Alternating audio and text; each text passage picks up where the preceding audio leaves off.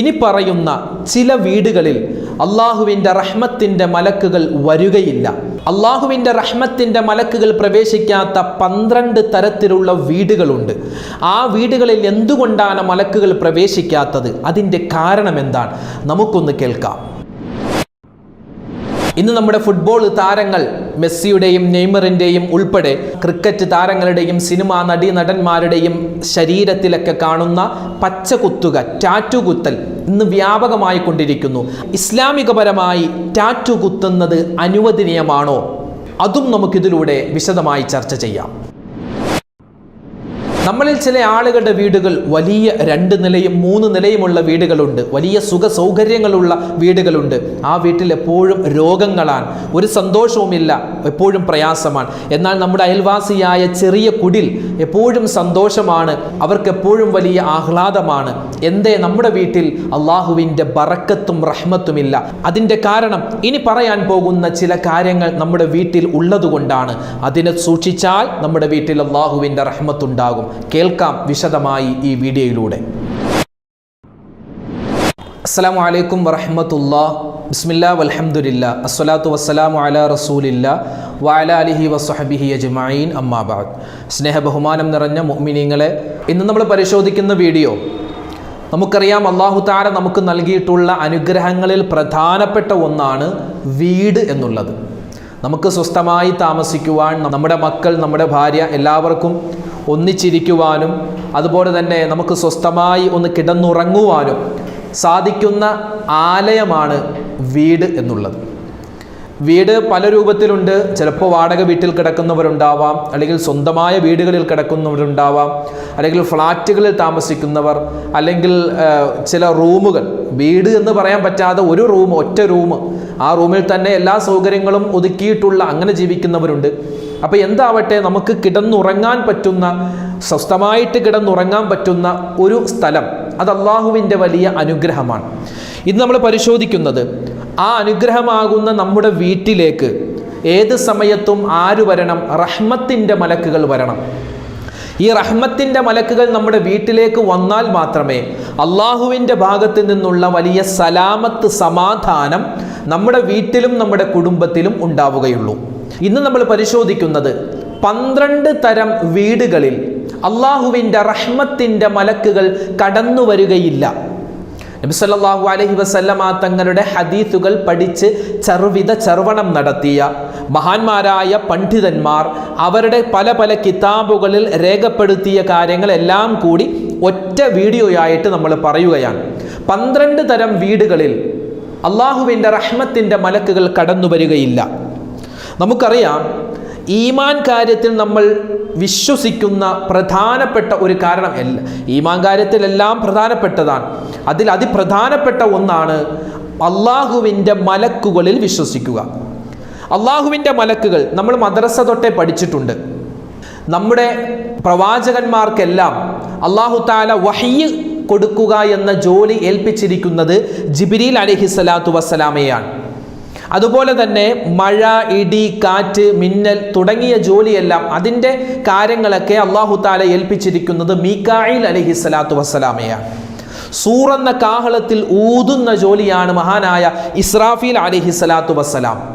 അതുപോലെ തന്നെ മനുഷ്യരാകുന്ന മനുഷ്യർ, അതുപോലെ ജിന്നുകൾ, മറ്റ് ജന്തു ജീവജാലങ്ങൾ എല്ലാത്തിൻ്റെയും റൂഹിനെ പിടിക്കുന്ന, ആത്മാവിനെ പിടിക്കുന്ന ജോലിയാണ് അസ്രാഈൽ അലൈഹിസ്സലാത്തു വസ്സലാം. മുൻകർ നക്കീർ എന്ന് പറയുന്ന 2 മലക്കുകളുണ്ട്. ആ മലക്കുകളുടെ ജോലി ഖബറിൽ വരുന്ന ആളുകളെ ചോദ്യം ചെയ്യുക എന്നുള്ള ജോലിയാണ്.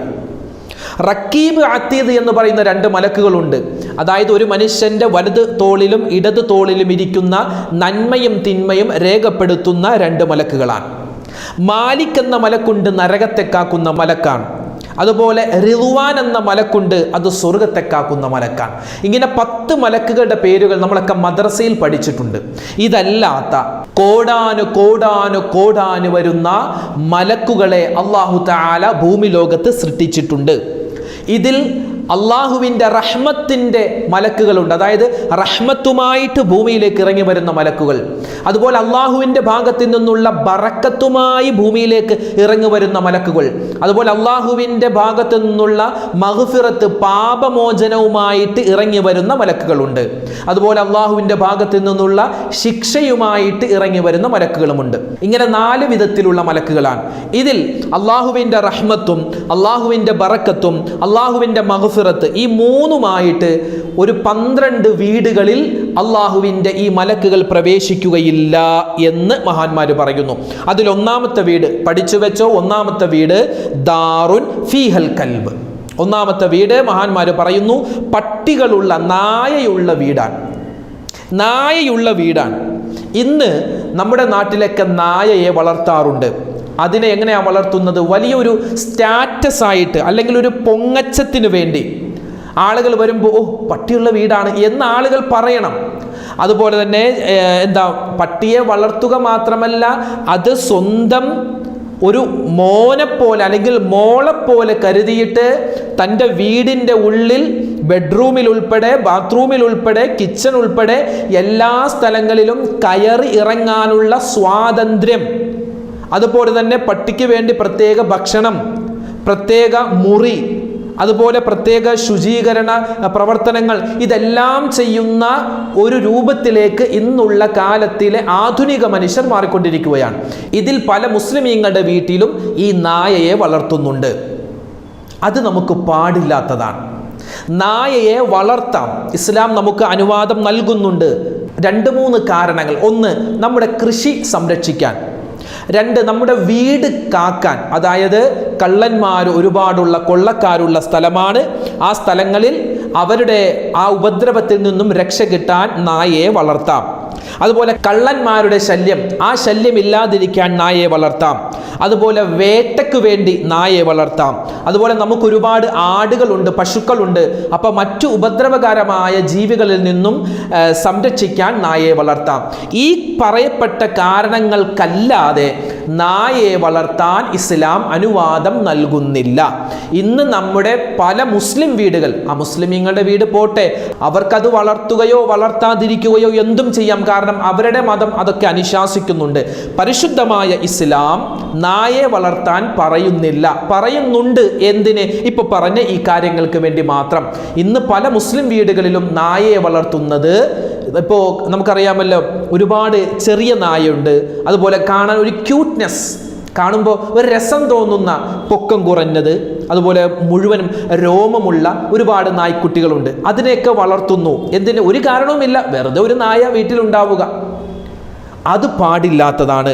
അങ്ങനെ നായയെ ഈ പറയപ്പെട്ട കാരണങ്ങൾക്കല്ലാതെ വളർത്തുന്ന വീടുകളിൽ അല്ലാഹുവിൻ്റെ റഹ്മത്തിൻ്റെ മലക്കുകൾ പ്രവേശിക്കുകയില്ല. 2-മത്തേത് രൂപം, കോലം, അതൊക്കെ ഉള്ള വീടുകളാണ്. ഇപ്പോൾ ആധുനികപരമായി വലിയ ബംഗ്ലാവ് പോലെ 2, 3 ഒക്കെ നിലയുള്ള വീടുകൾ പണിയുന്നുണ്ട്. അതൊക്കെ പൈസ ഉള്ളവർക്ക് അതനുസരിച്ച് ചെയ്യാം, ഇസ്രാഫ് ആവരുത് എന്ന് മാത്രം. അപ്പോൾ ഈ വീട് പണിയുമ്പോൾ വീടിൻ്റെ മുന്നിൽ ചെറിയൊരു പൂന്തോട്ടം പോലെ ഉണ്ടാകും, ഒരു ഗാർഡൻ ഉണ്ടാകും, ചിലപ്പോൾ ചെറിയ കുളം പോലെ ഉണ്ടാകും. ആ കുളത്തിൽ താമര വെച്ചിട്ടുണ്ടാകും. ആ താമരക്ക് ഉള്ളിലൂടെ, അല്ലെങ്കിൽ താമരയുടെ ചുവട്ടിലായി ഒരു കൊറ്റി നിൽപ്പുണ്ടാകും. ഒരു കൊറ്റി, അത് പണിത് വെച്ചിരിക്കുകയാണ്.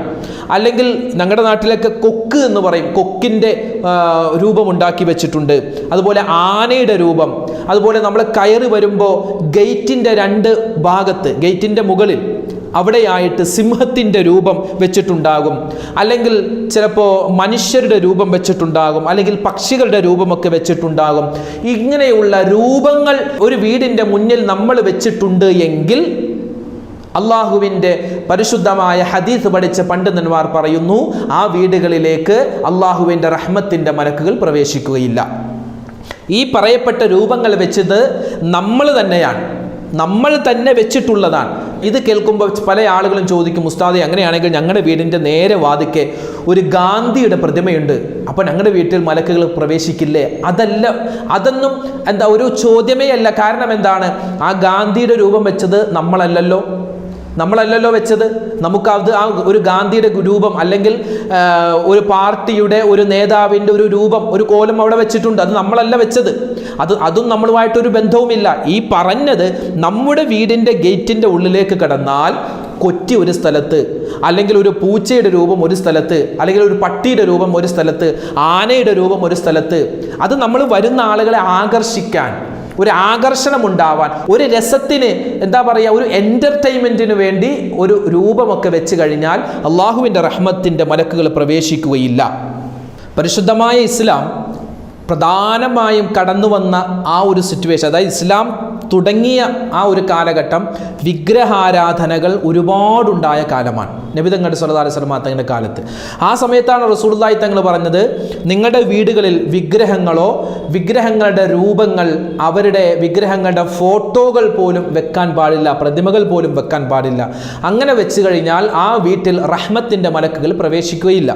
പിന്നെ പല ആളുകളും ചോദിക്കുന്ന ഒരു ചോദ്യം എന്ന് പറഞ്ഞാൽ, ഉസ്താദെ, അങ്ങനെ ഫോട്ടോ വെക്കാൻ പാടില്ല എങ്കിൽ ഞങ്ങളുടെ വീട്ടിൽ വരുന്ന പത്രം, അത് മലയാള മനോരമയാവട്ടെ, മാതൃഭൂമിയാവട്ടെ, മാധ്യമമാവട്ടെ, ചന്ദ്രിക, സുപ്രഭാതം, ഏത് പത്രമാവട്ടെ, സിറാജ് ഉൾപ്പെടെ എല്ലാ പത്രത്തിലും ഒരുപാട് ഫോട്ടോകൾ വരും. മന്ത്രിമാരുടെ ഫോട്ടോ, അതല്ല കായിക താരങ്ങൾ, ഇപ്പോൾ കായിക താരങ്ങളുടെ ഫോട്ടോ കൊണ്ട് പത്രങ്ങൾ നിറഞ്ഞിരിക്കുകയാണ്.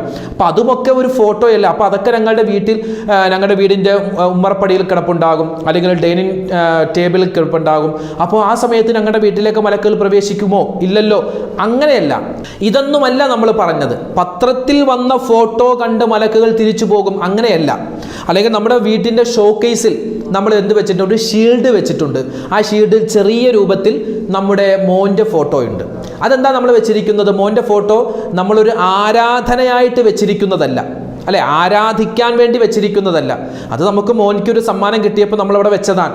അവിടെ അഫൂവ് ചെയ്യപ്പെടുന്നുണ്ട്, അവിടെ മാപ്പ് ചെയ്യപ്പെടുന്നുണ്ട്. എന്നാലും അങ്ങനെ ഷോക്കേസിൽ വെക്കാതിരിക്കലാണ് നല്ലത്. അതൊരു സൂക്ഷ്മതയാണ്.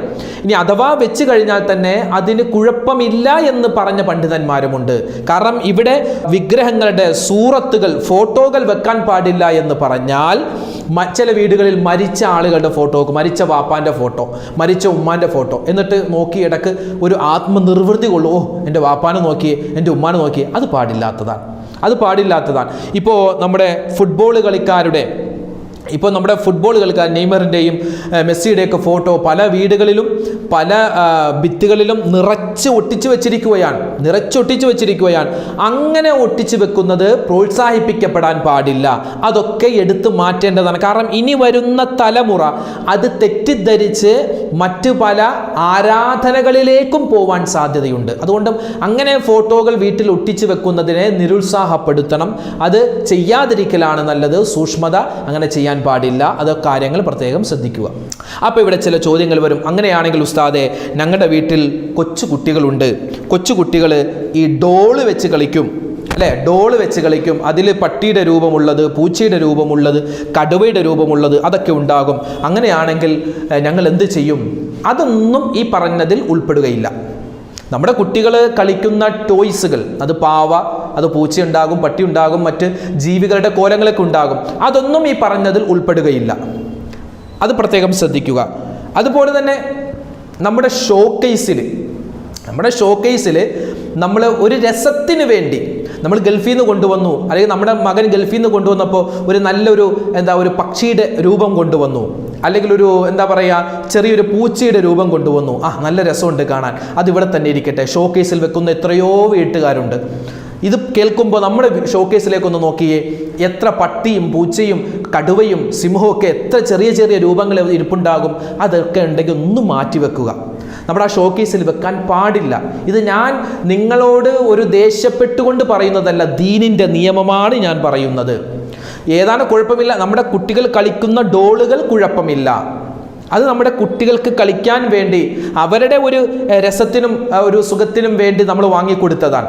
അതല്ലാതെ അത് ഒരു രൂപമായിട്ട് നമ്മൾ നമ്മുടെ വീട്ടിൽ വെച്ചതല്ല. അപ്പോൾ അത് കുഴപ്പമില്ല. അപ്പോൾ രൂപങ്ങളുള്ള, കോലങ്ങളുള്ള വീട്ടിലേക്ക് അള്ളാഹുവിൻ്റെ റഹ്മത്തിൻ്റെ മലക്കുകൾ പ്രവേശിക്കുകയില്ല. മൂന്നാമത് പറയുന്നു, കനീസകൾ എന്ന് പറഞ്ഞാൽ ക്രിസ്ത്യൻ പള്ളികൾ. കാരണം ആ ക്രിസ്ത്യൻ പള്ളികളുടെ ഉള്ളിൽ എന്താ ഉള്ളത്? അവരുടെ ഈശോയുടെ മറിയത്തിൻ്റെ ഒക്കെ ഒരുപാട് രൂപങ്ങളും ഫോട്ടോകളൊക്കെ ഉള്ളതാണ്.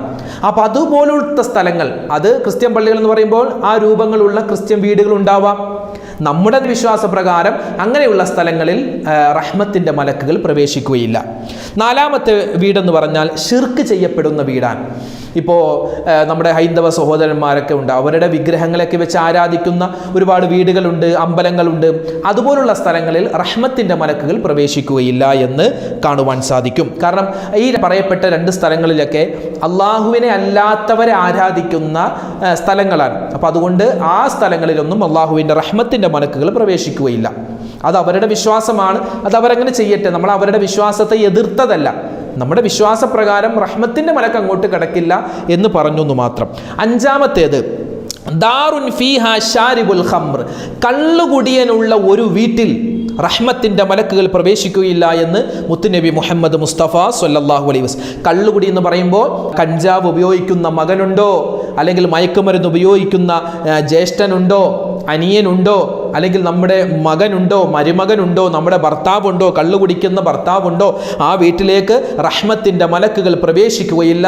ഇത് കേൾക്കുമ്പോൾ പല ഉമ്മമാർക്കും പ്രയാസമാണ്. അവരൊക്കെ ദുആ ചെയ്യാൻ പറയുന്നുണ്ട്.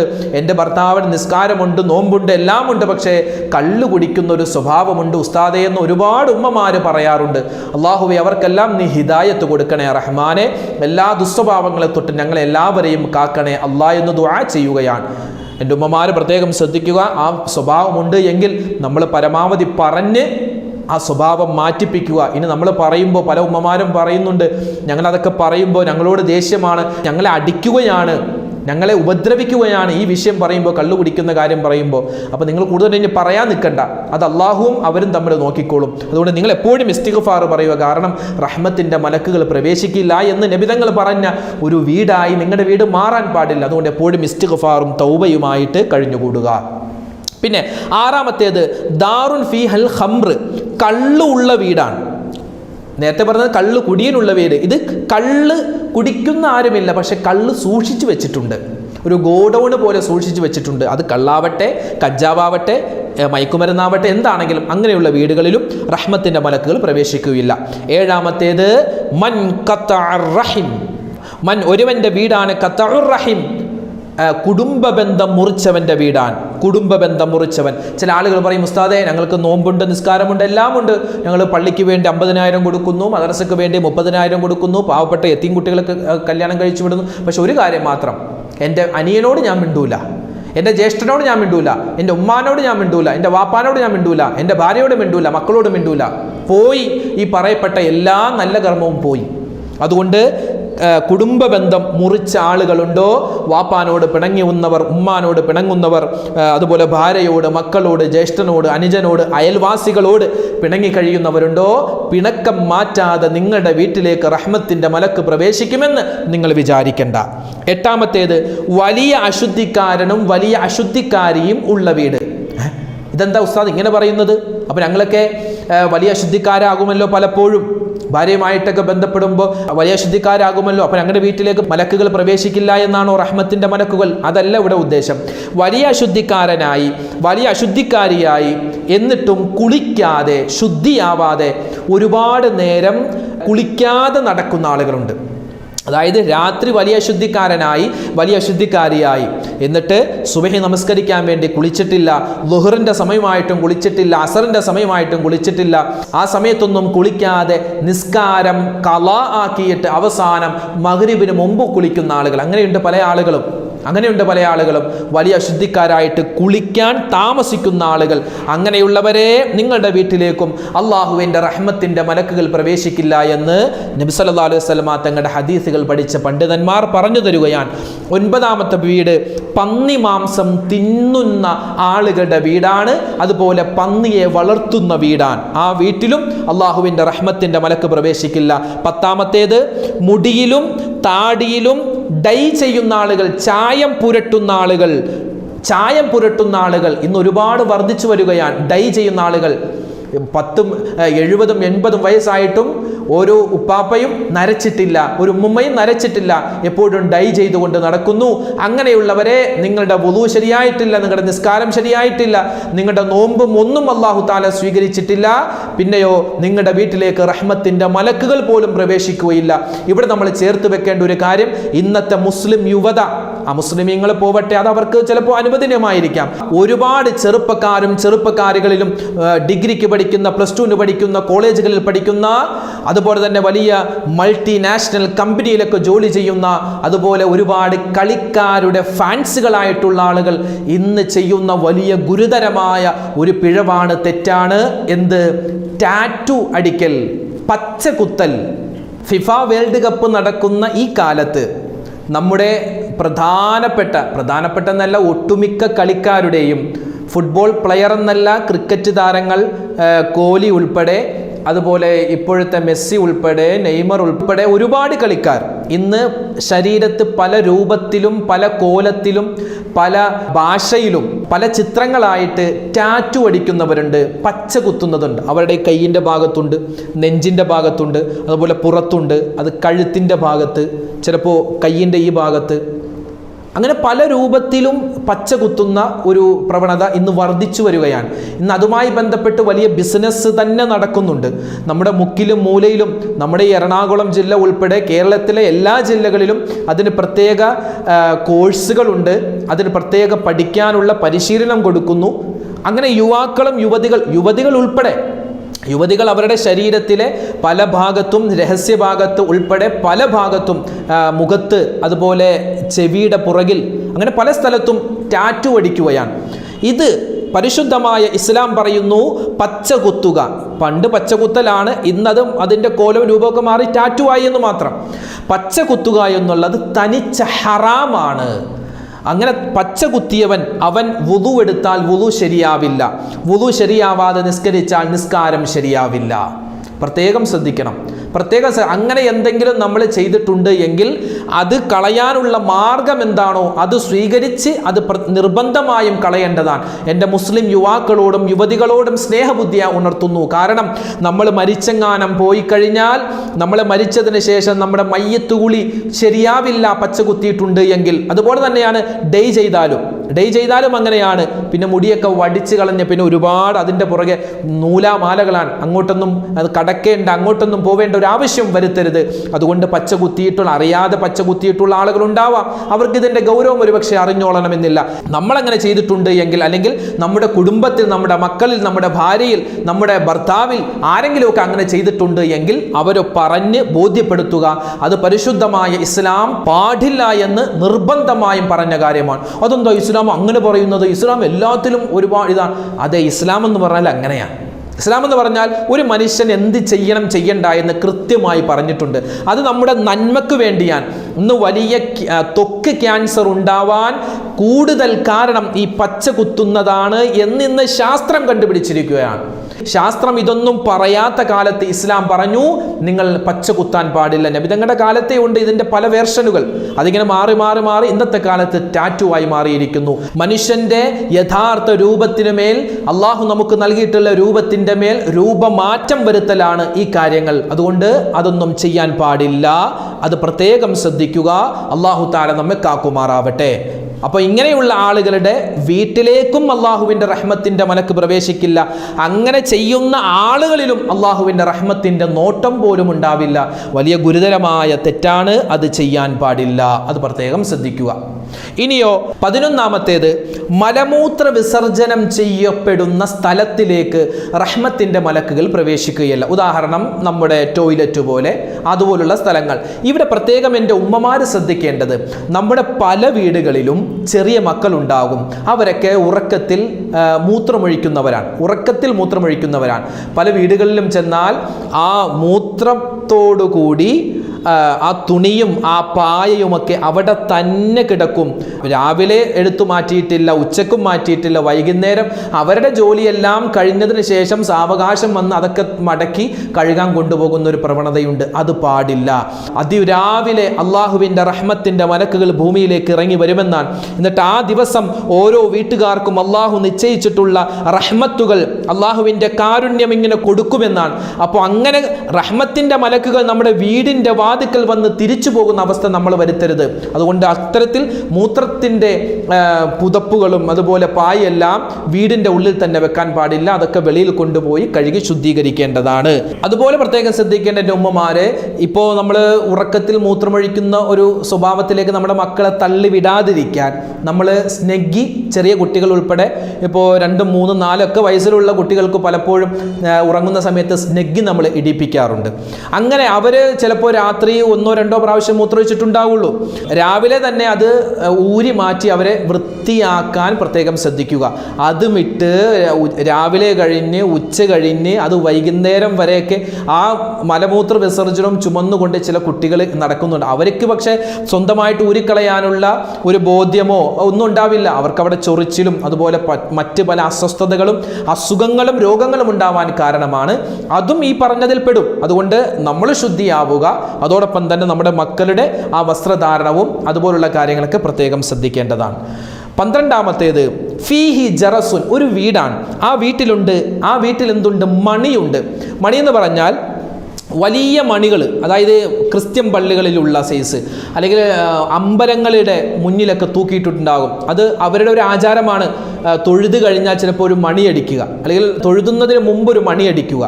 അതുപോലെ തന്നെ അവരുടെ ആ വിഗ്രഹത്തെ ഇങ്ങനെ പൂജിക്കുന്ന സമയത്ത് മണി ഇങ്ങനെ അടിച്ചുകൊണ്ടിരിക്കുക. ആ ഒരു സാധനം നമ്മുടെ വീട്ടിൽ പാടില്ല എന്നാണ്. പിന്നെ ഇവിടെ മഹാന്മാർ പറയുന്നുണ്ട്, പാടില്ല എന്ന് നമ്മുടെ ശറഹ് പറയുന്നത് ഈ വലിയ രൂപത്തിലുള്ള മണിയാണ്. അതായത് ക്രിസ്ത്യൻ പള്ളികൾക്ക് വലിയ മണി ഉണ്ടാകും, അല്ലെങ്കിൽ അമ്പലങ്ങളിലൊക്കെ വലിയ മുഴുപ്പുള്ള മണി, അത് പാടില്ല. ചില വീടുകളിലൊക്കെ ഒരു മണിയുടെ രൂപമുള്ള ചില കർട്ടനുകൾ, അല്ലെങ്കിൽ ഒരു ചെറിയ ഒരു മാല പോലെ ചെറുതുണ്ടാകും. അത് നമുക്ക് അഫുണ്ട്, അത് കുഴപ്പമില്ല. ചെറിയ മണികൾ പോലെ ഒരു രസത്തിന് നമ്മൾ വെച്ചിട്ടുണ്ടാകും, അത് നമുക്ക് പൊറുക്കപ്പെടുന്നു, അത് കുഴപ്പമില്ല. പക്ഷേ ഇതൊരു എന്താ പറയുക, വലിയൊരു മണി തൂക്കി ആ മണിയുടെ ഉള്ളിലുള്ള കമ്പിൽ നിന്നും താഴേക്ക് ഒരു കയറ് കെട്ടിയിട്ടുണ്ട്. ആ കയറിൽ പിടിച്ചടിക്കുമ്പോൾ ആ ഒരു പ്രത്യേക രസം, ആ ഒരു സൗണ്ട് കേൾക്കുന്നു. ഇവിടെ മഹാന്മാർ പറയുന്നു, പിശാചിൻ്റെ സംഗീതമാണ് ആ മണിയുടെ ശബ്ദമെന്നാണ്. പിശാച് ഇഷ്ടപ്പെടുന്ന സംഗീതമാണ് ആ മണിയുടെ ശബ്ദം. ആ മണിയുള്ള സ്ഥലത്ത് പിശാച് കറങ്ങി നടക്കുമെന്നാണ്. അതുകൊണ്ട് നമ്മുടെ വീടുകൾ ഒരു പിശാച് കറങ്ങി നടക്കുന്ന സ്ഥലമാവാൻ പാടില്ല. അങ്ങനെ മണിയുണ്ട് എങ്കിൽ അത് അഴിച്ചു മാറ്റേണ്ടതാണ്. ആ സ്ഥലത്ത് അള്ളാഹുവിൻ്റെ റഹ്മത്തിൻ്റെ മലക്കുകൾ പ്രവേശിക്കില്ല എന്ന് മുത്തുനബി സല്ലല്ലാഹു അലൈഹി വസല്ലമ തങ്ങൾ നമുക്ക് പറഞ്ഞു തരുകയാണ്. അപ്പോൾ ഈ കാര്യങ്ങളെല്ലാം എൻ്റെ പ്രിയപ്പെട്ട ഉമ്മമാരും ഉപ്പമാരും പ്രത്യേകം ശ്രദ്ധിക്കുക. അല്ലാഹു തആല വലിയ ജാരിയായ സ്വതക്കയായി നമ്മളിൽ നിന്നും സ്വീകരിക്കുമാറാവട്ടെ. നമ്മുടെ വീഡിയോകൾക്ക് താഴെ ഓരോ കമൻറ്റുകളും കാണുന്നുണ്ട്, അതൊക്കെ വായിക്കുന്നുണ്ട്. അപ്പോൾ ഓരോ വീഡിയോകൾക്ക് താഴെയും ആ കമൻറ്റിന് മറുപടി തരാനുള്ള ഒരു പ്രയാസം കൊണ്ടാണ് മറുപടിയൊന്നും കമൻറ്റ് ബോക്സിൽ ഇടാത്തത്. എല്ലാവരുടെയും പ്രശ്നങ്ങളൊക്കെ അറിയുന്നുണ്ട്. അല്ലാഹു തആല എല്ലാം സലാമത്താക്കി നൽകി അനുഗ്രഹിക്കട്ടെ. നമ്മളോട് ആരെല്ലാം ദുആ ചെയ്യാൻ പറഞ്ഞിട്ടുണ്ടോ എല്ലാവരുടെയും മനസ്സിലുള്ള ഹലാലായ മുറാദ് അല്ലാഹു ഹാസിലാക്കുമാറാവട്ടെ. എല്ലാ രോഗങ്ങൾക്കും അല്ലാഹു ശിഫാ പ്രദാനം ചെയ്യട്ടെ. എല്ലാ പ്രയാസങ്ങളും കടങ്ങളും ദുഃഖങ്ങളും അല്ലാഹു മാറ്റി തരുമാറാവട്ടെ. മരണപ്പെട്ടു പോയവർക്ക് അല്ലാഹു മഗ്ഫിറത്ത് മർഹമത്ത് പ്രദാനം ചെയ്യട്ടെ. അല്ലാഹു തആല നമ്മളെ എല്ലാവരെയും സ്വാലിഹീങ്ങളിൽ ഉൾപ്പെടുത്തട്ടെ. ആമീൻ.